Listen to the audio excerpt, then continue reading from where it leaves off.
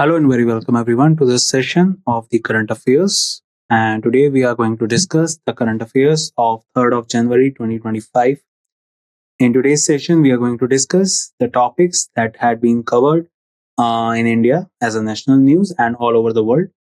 We will see the type of questions that could come into our exams in the upcoming exams. So let's start and see what are the topics I got covered for you in this session. So I've got international news, national news, banking and finance news, defense news, science and technology, important days, books and authors, awards and recognitions, appointments and resignations,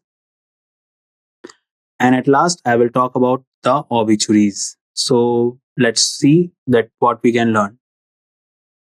Before we start, the images used in our slide deck are for educational purpose only. We respect the intellectual property rights of the original creators and owners of these images. If you are the owner of any of the images used in this deck and have any concerns or issues, please contact us at sathee@iitk.ac.in and we shall remove the images.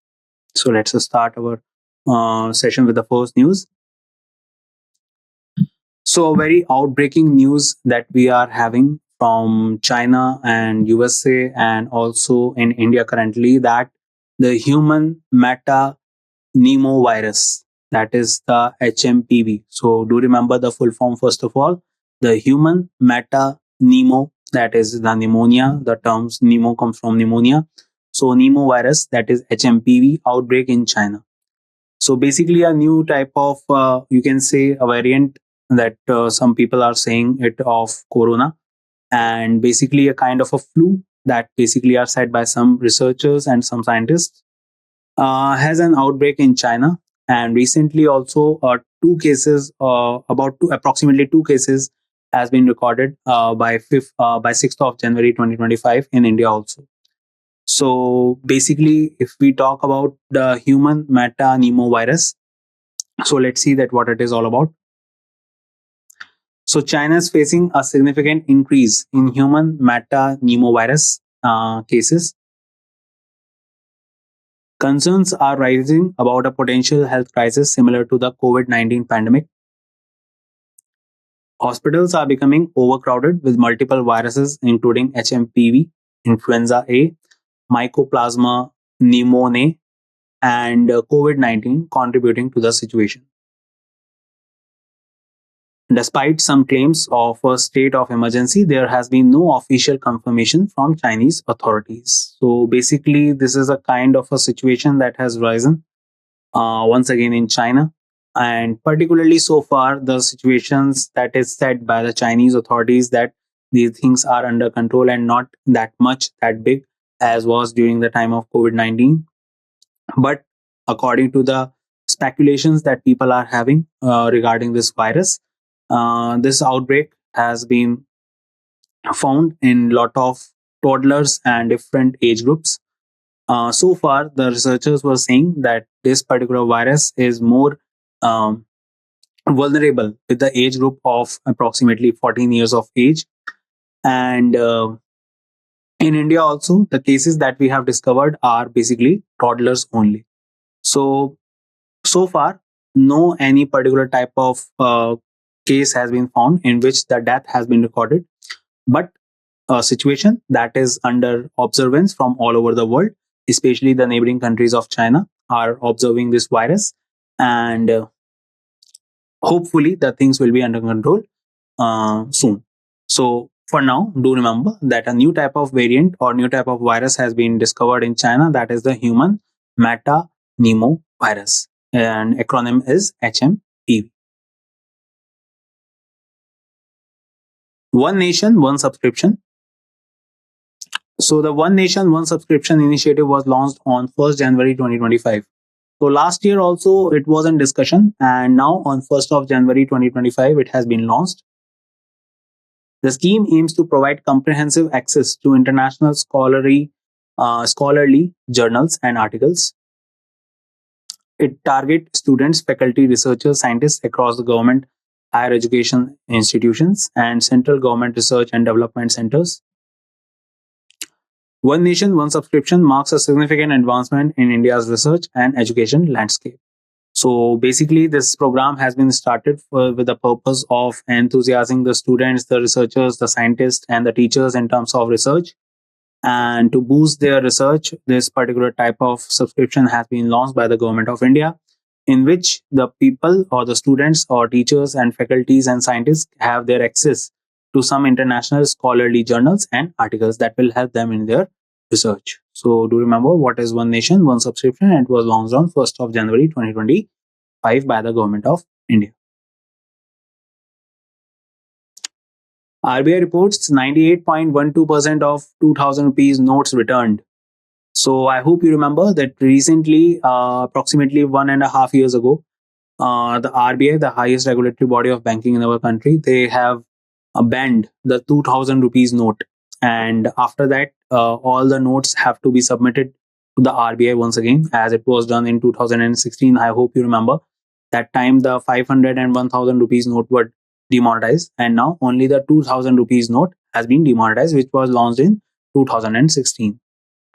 So now if we talk about this one, so RBI has reported a 98.212% of the 2000 rupees notes returned to its vault. So Reserve Bank of India announced that 98.12% of the 2000 rupees denomination banknotes have been returned to the banking system as of December 31, 2024. Rupees 6691 crore worth of 2000 rupees note are still held by the public. The RBI report highlights the successful return of the majority of these high denomination notes. The move is part of the ongoing efforts to manage the currency in circulation effectively. So do remember that 98.12% of 2000 rupees notes have been returned to the RBI. SBI enhances NRI account opening with tab-based digital onboarding. So the SBI has introduced a tab-based end-to-end digital onboarding process for NRIs, that is non-resident Indians. This new process aims to streamline the opening of non-residential external and non-resident ordinary accounts. Launched on 2nd January 2025, the initiative eliminates physical paperwork and expedites accounts set up through digital document verification. The move is expected to enhance the banking experience for NRIs. So do remember that SBI enhances the NRI account opening with tab-based digital onboarding.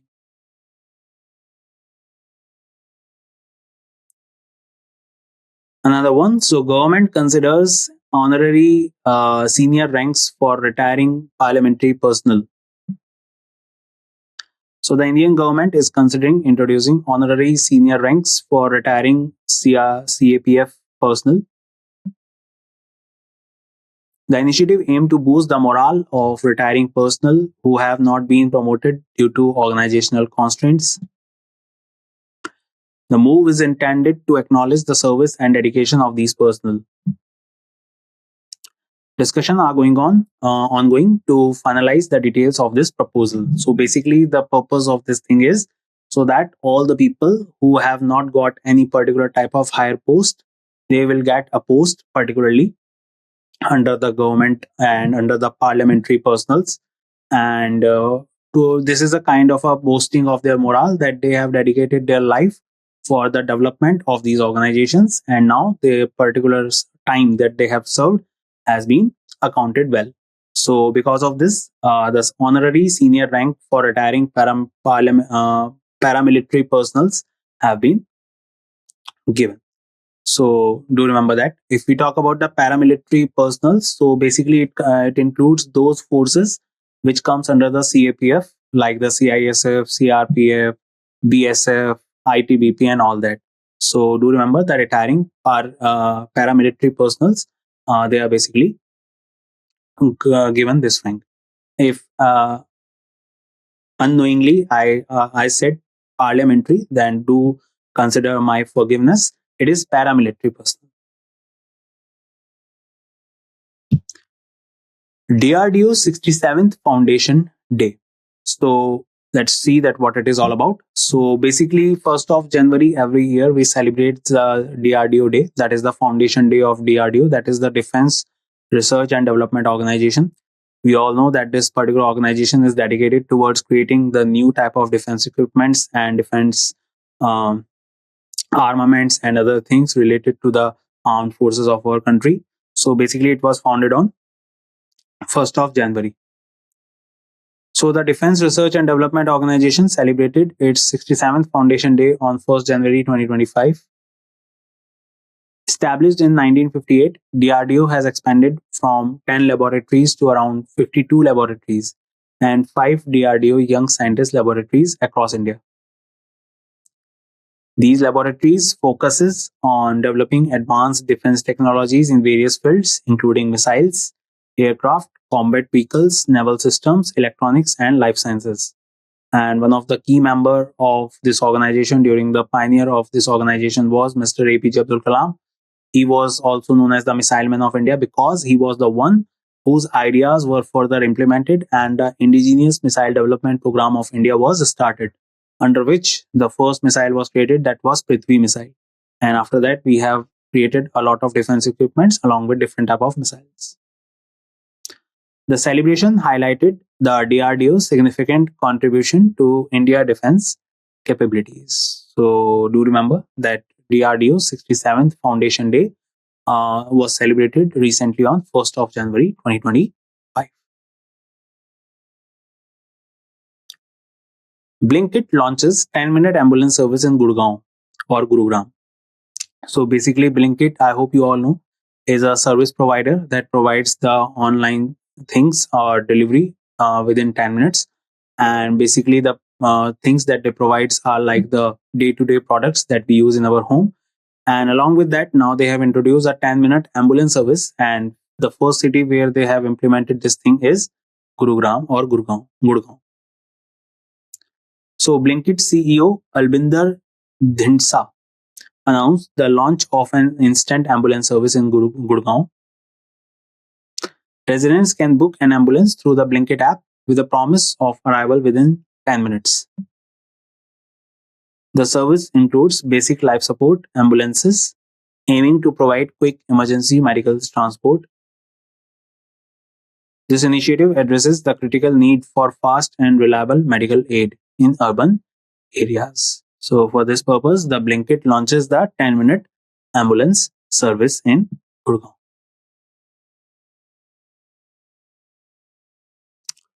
So India's 4th biennial report to UNFCCC submitted. So India submitted its 4th biennial updated report to the United Nations Framework Convention on Climate Change on December 30, 2024. So the report provides a comprehensive update on India's national greenhouse gas inventory for the year 2020. It includes critical information on national circumstances, mitigation actions, and associated finance, technology, and capacity building needs. BUR4 builds upon the 3rd national communication to the UNFCCC. So if we talk about this one, so India's 4th biennial report to UNFCCC submitted. And if we talk about this one, so basically this was the 4th biennial updated report. And basically it includes the comprehensive update on India's national greenhouse gas inventory. Project Vistar, a digital revolution in Indian agriculture. So the Indian Institute of Technology, Madras, has partnered with the Ministry of Agriculture and Farmers Welfare to launch Project Vistar. Vistar stands for Virtually Integrated System to Access Agricultural Resources. The initiative aims to enhance the efficiency and effectiveness of India's agricultural extension system through digitalization.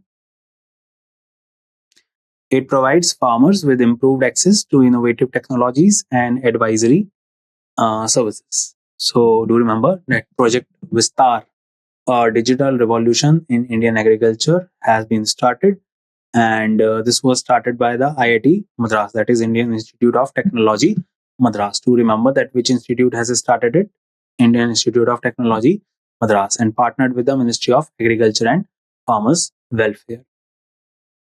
And basically it is related to the agricultural resources and all the other things that will benefit the farmers of our country.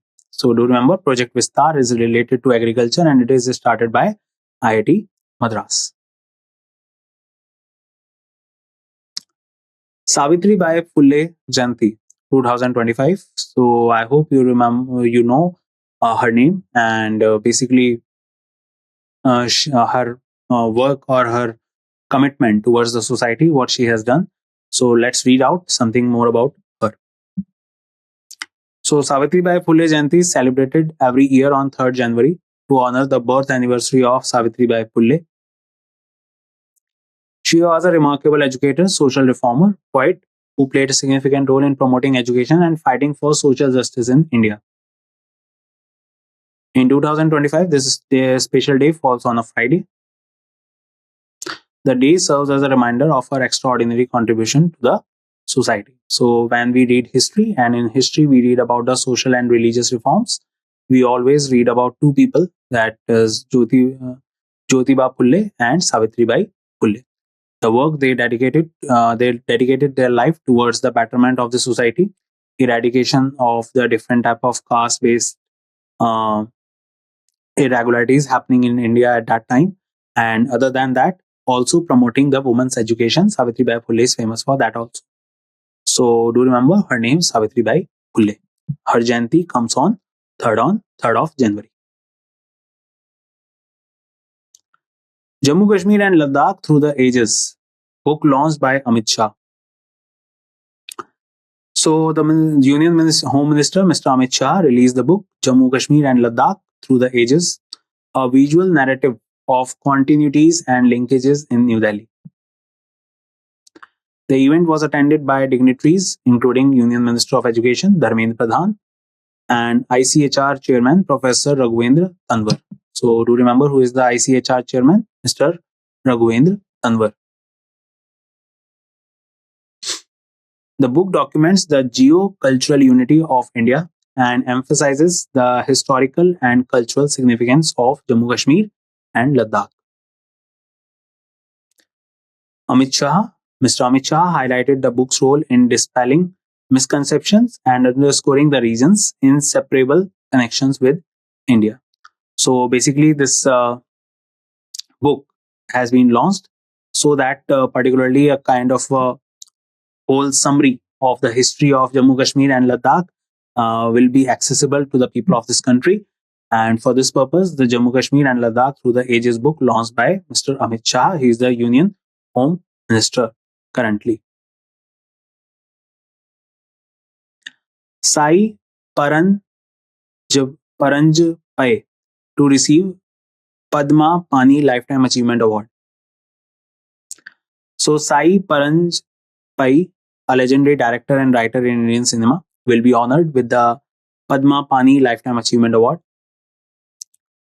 The award will be presented at the Ajanta Ellora International Film Festival 2025. Paran Japai is known for her impactful slice of life films such as Sparsh, Chashme Badur, Katha, and Saaz. The 10th edition of the festival will take place in Chhatrapati Sambhaji Nagar from January 15 to 19 in 2025. So do remember her name. So Sai Paranjapai to receive Padma Pani Lifetime Achievement Award. Udiya poet Pratibha Satpathy Gangadhar National Award to receive Gangadhar National Award. So the Gangadhar National Award for Poetry 2023 will be conferred upon renowned Odia poet Pratibha Satpathy. The award will be presented by Sambalpur University on its 58th Foundation Day on January 5. Instituted in 1989, the award recognizes excellence in the field of poetry and is named after the eminent Odia poet Gangadhar Meher. Pratibha Satpathy is the latest recipient, joining a distinguished list of poets honored for their contribution to literature. So, do remember two awards that we have learned today. One is Padma Pani Lifetime Achievement Award, given to Sai Paranjapai, and she was a director and film writer and associated with filmmaking. On the other side, the Gangadhar National Award has been given to Odia poet Pratibha Satpathy. Arif Muhammad Khan took oath as the Bihar's new governor. So I hope you remember that he was recently replaced as the governor of Kerala, and now he has been appointed as the new governor of Bihar. So let's read about him. So Arif Muhammad Khan was sworn in as the 42nd governor of Bihar. He succeeds Rajendra Vishwanath Arlekar, who has been appointed as the governor of Kerala. So basically, Mr. Arlekar has been appointed as the governor of Kerala. Arif Muhammad Khan was the governor of Kerala, but now he has been replaced, and Mr. Arif Muhammad Khan has been appointed as the governor of Bihar now.